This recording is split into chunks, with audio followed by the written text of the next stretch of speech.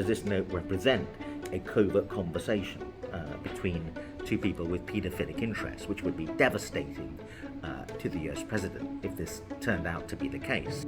The hidden message, it would look like if you do a deep psychoanalysis of this note, and this would cause even more trouble to Donald Trump, which may explain why he might be so keen to try and go to court and intimidate, perhaps, the Wall Street Journal into backing down over the nature of the note.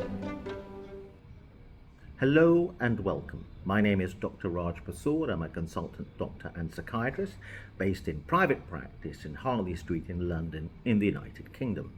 Please excuse my slightly informal appearance, but I'm not actually in London or the United Kingdom at the moment. I'm speaking to you at the moment from the Maldives, where I am on holiday with my family. But I thought I would seize an opportunity, a moment, even during my holiday, to record a few thoughts or words psychoanalyzing this now notorious, infamous note. It is alleged that Donald Trump sent to Jeffrey Epstein and has turned up in a book of compilations of accolades from supposed friends or pals of Jeffrey Epstein, a book that was compiled by his then girlfriend, Ghislaine Maxwell, to celebrate a significant birthday in the past of Jeffrey Epstein. This birthday book was compiled many, many years ago now, a couple of decades in fact, but this note has surfaced following an allegation in the newspaper, the Wall Street Journal, that it was in fact penned by Donald Trump.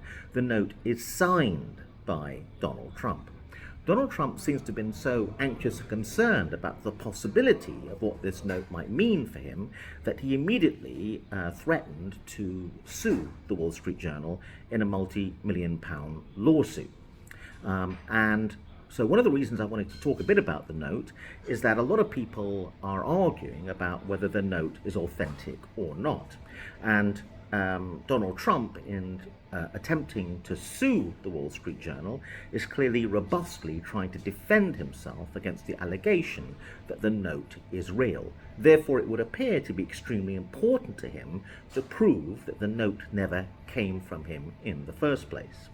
However, as a defense and prosecution expert that's appeared in various court cases where the authenticity of evidence like a handwritten note or a note becomes central to the case, I can tell you that it is very, very difficult to prove or disprove whether a note is real or not. So this is a high-risk strategy by the US president to try and disprove that the note ever came from him in the first place. It's a high-risk strategy, and there could be an explanation behind why he's decided to go to court. One is it's a multi-million-pound lawsuit against the Wall Street Journal, and he does know Rupert Murdoch, the owner of the Wall Street Journal, and he might be hoping to apply pressure, given the expense of the court case, so either direct pressure, given his relationship with Rupert Murdoch, to get the Wall Street Journal to withdraw the allegation that the note was penned by Donald Trump originally, or he could be hoping that the owner thinks this is a very expensive lawsuit and could bankrupt the Wall Street Journal, therefore will pull out and withdraw gracefully from the allegation to avoid the expense of the lawsuit. We could consider this psychologically a kind of bullying tactic by the US president as an attempt to try to disprove the allegation that the note really did come from him. Given, as I said before, it's actually very difficult from my experience to prove or disprove whether a signature, for example, and this is where the debate has turned, actually is authentically from the US president or not. However, the other reason why the US president's strategy is a dangerous one for him is that in court, generally speaking, journalists, if they're facing an allegation, they published a story that's not true, don't actually, generally speaking, have to prove that the story is true or false. They just have to prove that they had to have reasonable grounds for believing that the story was true and that publishing it was therefore in the public interest. It is entirely possible for a journalist to publish a story, and then many years later evidence it occurs which indicates the story isn't true. But at the time the evidence wasn't available, and the journalist is not going to get into legal trouble because at the time that they published the story, if it went to court then, they've got reasonable grounds for reasonably believing that it was likely that their story was true. And given that relatively low bar, it is unlikely that the US president's strategy of taking the Wall Street Journal to court is likely to succeed. Allegations, for example, as to whether, let's say, someone committed a murder in London on July the 15th are easier to decide whether they're true or false, as opposed to whether a signature is true or false, or a hoax or not. If the allegation is that you committed a homicide in London on the night of July the 15th, and you can produce evidence that you were not in London, you've got a video or CCTV footage or even date and geolocation stamps on your phone that indicated you were not in London on July the 15th, but in New York, in fact, and you have a lot of evidence to suggest that, you've got a relatively straightforward way of disproving this allegation that you were responsible for a homicide in London on the night of July the 15th. So some allegations of that nature, if you can provide a cast iron alibi, are relatively easy to disprove. Proving or disproving whether a note or a signature is real or not is a much more difficult thing. Hence, one of the interesting, intriguing psychological questions is why the US president so quickly and so vigorously tried to allege that the note wasn't true, producing evidence that really is very arguable. He said things like, "I don't draw like that," and also, "That's not my signature." Well, I'm afraid whether you draw like that or not, or do make drawings, or whether your signature actually resembles the signature in the note is neither here nor there in terms of strong evidence as to whether you actually made the note or not. It is entirely possible for sometimes us to write a signature and it's not looks like our previous signature. Not all our signatures are exactly the same, and sometimes we may do drawings that are out of character. So his defense, I have to say, was a bit weak. People have been focused on the signature. They've not been focused on the content of the note itself, and that's because I think the note is very strange. And in order to try to understand what the note is really about, you have to do a kind of in-depth psychoanalysis of the note, and I don't think people have attempted that, and I think it's quite important to do that. And I think if you do that, you can begin to see there's some hidden messages in the note, or perhaps one deep, hidden, rather disturbing message in the note, and this would cause even more trouble to Donald Trump, which may explain why he might be so keen to try and go to court and intimidate, perhaps, the Wall Street Journal into backing down over the nature of the note. So the background to the note is very important if you're going to try to understand or psychoanalyze the note. The background is that Ghislaine Maxwell was getting people who knew Jeffrey Epstein to put together flattering comments on the occasion of his birthday. So it's very important to understand these are all flattering comments. Certainly already some other people have run into trouble, notably, for example, Bill Clinton, over notes that he may have left, and so on, in the book. And Lord Mandelson is in deep trouble at the moment because of a note where he discussed being the best pal of Epstein. Interestingly, with Mandelson, Lord Mandelson, he made a very interesting psychologically interesting remark when he said that he bitterly regretted, I'm paraphrasing what he said, ever being introduced to Jeffrey Epstein, as if somehow it was nothing to do with him. He didn't make an active effort to meet with Epstein several times and be photographed in Epstein's various homes on various occasions. So Lord Mandelson rather disingenuously, rather he thinks cleverly, but I think not very cleverly at all, is trying to distance himself from his repeated meetings with Epstein and say that he was passive in all this. He got introduced to Epstein and didn't seem to make a conscious effort to be his, in his own words, best pal. And I think that has come back to haunt Lord Mandelson, and as I think this note may well come back to haunt Donald Trump as well. So I've got a picture of the note here. A lot has been made about the fact that the note includes the drawing, an outline of the female form. So what people don't seem to realize is there's a reason for that, which is if you look at the length of the sentences start out long, which is roughly speaking where the woman's bosom is. They begin before that narrow where the woman's neck is, then they get narrower where the woman's hips are, then they get long again where they get narrow where the woman's stomach is, midriff, and then they get longer again where the woman's hips are, and finally they end with Donald Trump's alleged signature, roughly speaking, where her genitalia would be. So the outline, the silhouette of the woman's figure is meant to follow the narrowing and widening of the sentences. In other words, the author of this note, whoever it is, was trying to emphasize that he rather cleverly had written a series of lines, a bit like a poem, but the length of the lines was designed to follow the silhouette of the female form. He then sketched around the widening and shortening of the various sentences to demonstrate to the reader, in case they hadn't spotted it, that the length of the sentences are meant to mimic the silhouette of the female form, the naked female form. So why do that?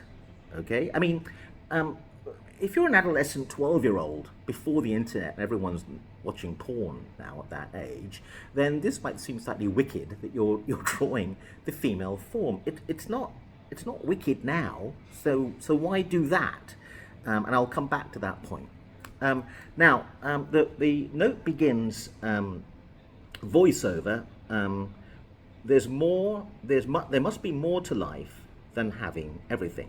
Voiceover, there must be more to life than having everything. So voiceover, why voiceover? Well, Donald Trump was a TV star in The Apprentice, and so it sounds like if you wrote this note, he's saying this note is like an excerpt from a documentary or a TV program. Voiceover, you have voiceovers in TV programs, okay? So there's an attempt to now set the scene. This is like a documentary. Okay, and there's a documentary maker who's done a voiceover, and the voiceover says there must be more to life than having everything. Okay, so if this is a tribute or a flattering tribute to Jeffrey Epstein, he's saying that Jeffrey, you seem to have everything, but there's more to life than having everything. Slightly strange comment, right? You're saying to someone you have everything, but there's more to life than having everything. Okay, so that seems like slightly negative. Okay, then Donald, that's the next line, Donald says, yes, there is, but I won't tell you what it is. Donald, yes, there is, but I won't tell you what it is. What does that mean? Well, I'm going to keep it a secret. I know there's more to life than having everything. Jeffrey, that's what Donald is saying in this alleged note, and I know what it is. I know what the secret is to life than having more than everything. By the way, you can see why this silhouette of the naked woman begins to become important now, okay? Because there's a secret that's being discussed, and a couple of people are in on the secret. Are you in on the secret? Okay, so the line is, Donald, yes, there is, but I won't tell you what it is. Who's the you? I won't tell you what it is. Given this has begun to be the setting of a scene of a documentary and a voiceover, the voiceover starts, there must be more to life than having everything. Donald says, yes, there is, but I won't tell you what it is. The you there is referring to the documentary maker and the audience. I know there's more to life than having everything, because I have everything, apparently. This is what the note seems to be suggesting. But there's more to it, and I know the secret. And then Jeffrey says, Jeffrey, nor will I, since I also know what it is. So there's a dialogue between two people, both of whom are saying, we both know the secret. The secret, there's a secret to having, to life, which is more than having everything, which we both have, is what's being suggested. Donald, we have certain things in common, Jeffrey. So Donald's now saying, we both are in on the secret of what it is to have more in life when you have everything. We have certain things in common. Jeffrey, Donald says. Jeffrey, yes, we do. Come to think of it. Jeffrey says, yes, we do. Come to think of it. Oh, and a realization's occurred. Okay? Then Donald says, enigmas never age. Have you noticed that? Jeffrey says, as a matter of fact, it was clear to me, it was clear to me when I saw you. It was clear to me, I can't read what that says. Anyway, when I saw you. So it's clear to me that you knew this when I saw you. Roughly speaking, is what Noel says. Very difficult to read, I'm afraid. Anyway, Jeffrey says, Donald says, enigmas never age. Have you noticed that? Jeffrey says, as a matter of fact, it was clear to me long before I saw you. Okay, so enigmas never age. What does that mean? There's a reference to youth here. Is the secret to youth, or is youth the secret to youth? Remember, the controversy is that Jeffrey Epstein was involved in a paedophile ring. Okay, there's a reference to youth here. There's a silhouette of a woman's body. Is the secret to having everything, even when you have everything, the secret is, beyond having everything, access to youth? What does that mean? Access to underage women? Is that the secret? Is that what's going on here? Donald, a pal is a wonderful thing. Happy birthday. May every day be another wonderful secret.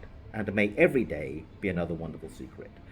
Donald Trump. May every day be another wonderful secret. May every day be another wonderful secret.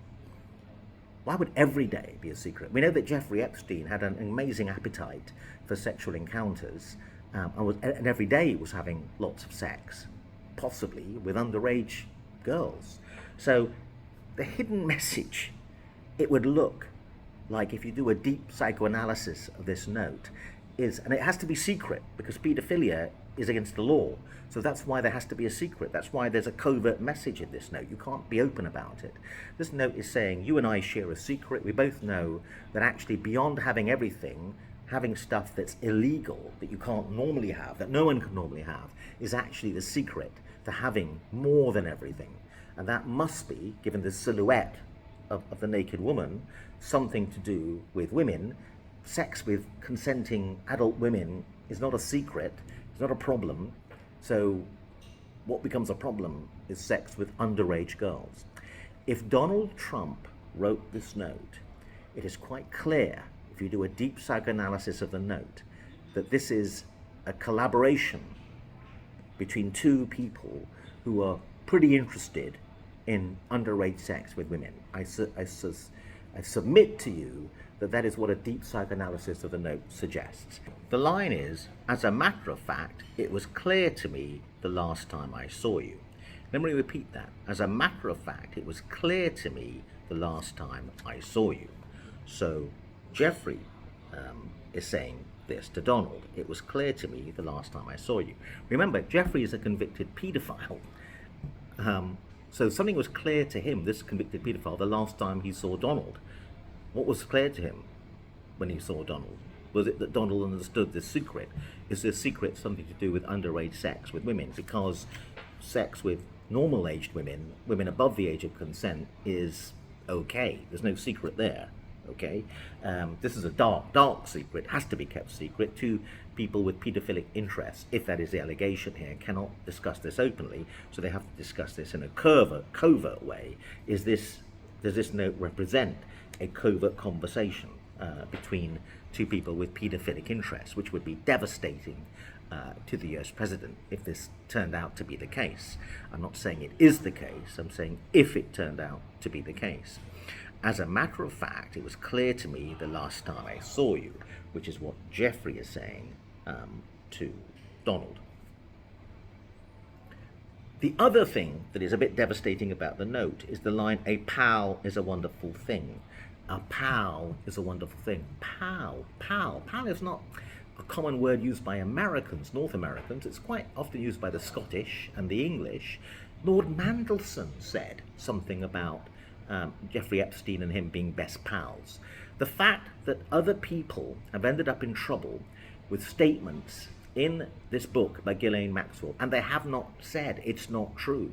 Lord Mandelson has not said these lines. This line that I said about Jeffrey Epstein being a pal is not true. The word pal has occurred in Lord Mandelson's statement. He's not denied it, he's just very embarrassed by it. And now pal is occurring here in this note. That's deeply significant to a psychiatrist, because given they're relatively unusual words for North Americans to use, I think. And that is a bit worrying for the supporters of Donald Trump, that this word pal has cropped up twice, because it begins to suggest, did Ghislaine Maxwell say to them all, listen, you're all pals, Jeffrey, could you say something about being pals? And is that why this word has occurred twice?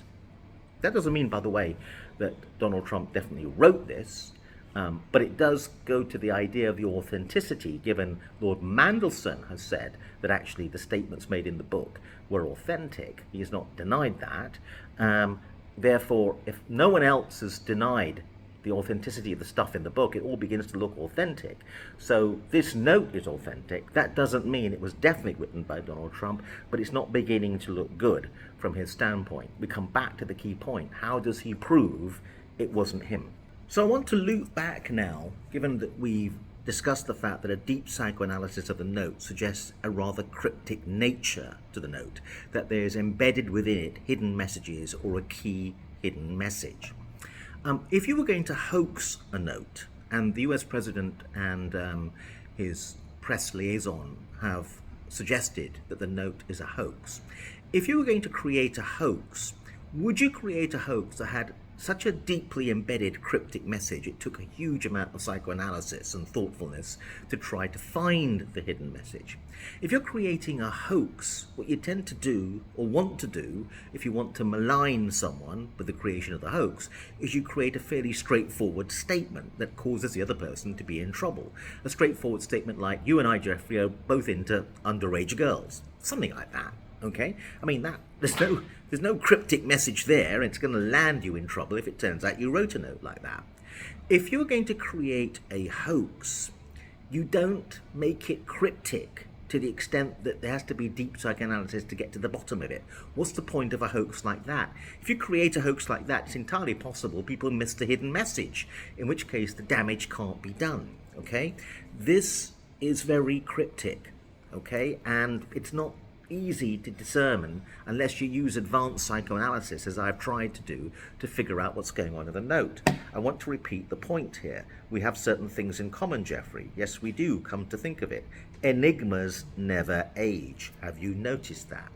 Enigmas never age. Silhouette of woman, age, youth, something never ages. It's something to do with a secret, and it's to do with something that you have even if you have everything. Even if you have everything, you're not really allowed to break the law, but maybe the deep cryptic message here is something to do with youth. Enigmas never age. You keep sleeping with underage women. Maybe you never age, or maybe the secret to having more than everything is hanging out with people that never age. Eternal youth. A constant stream of young underage women. If there's a deep cryptic message of that nature in this note, then it makes it extremely unlikely it's a hoax. There's no point in creating a hoax that has such a deep cryptic message. It takes a huge amount of psychoanalysis to get to the bottom of it.